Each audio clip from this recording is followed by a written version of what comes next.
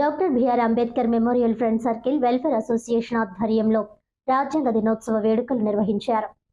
రాజమండ్రి స్థానిక గోకవరం బస్టాండ్ దగ్గర గల అంబేద్కర్ విగ్రహం వద్ద భారత రాజ్యాంగం ఆమోదించిన రోజు సందర్భంగా doctor BR Ambedkar memorial friend circle welfare association సంఘ సభ్యులు అంబేద్కర్ విగ్రహాన్ని పూలమాలలతో సత్కరించి రాజ్యాంగ ఆమోద దినోత్సవాన్ని ఘనంగా నిర్వహించారు.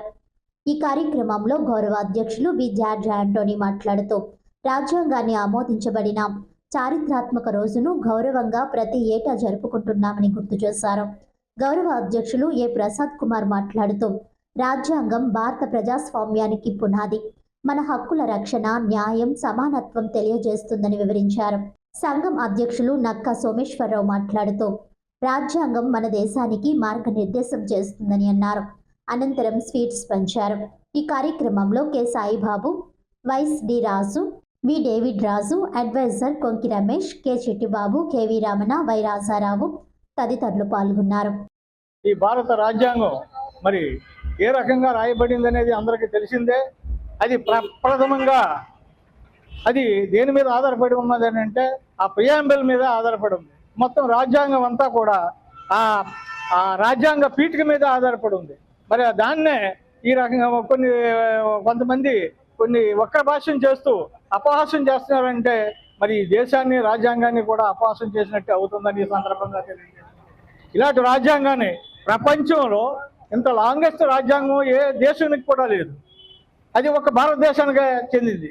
ఎందుకంటే ఇంత లాంగెస్ట్ రాజకీయం ఎందుకు రాయవలసి వచ్చిందంటే దీంట్లో విభిన్న మతాలు, జాతులు, కులాలు, ప్రాంతాలు అన్నీ ఉన్నాయి కనుక వీటన్నిటినీ కూడా సమతుల్యంగా చేసి రాయవలసిన ఆవశ్యకత ఉంది కనుక అందుకు ఇంత బాబాసాహెబ్ ఈ రాజ్యాంగాన్ని ఎంత పొందుపరిచి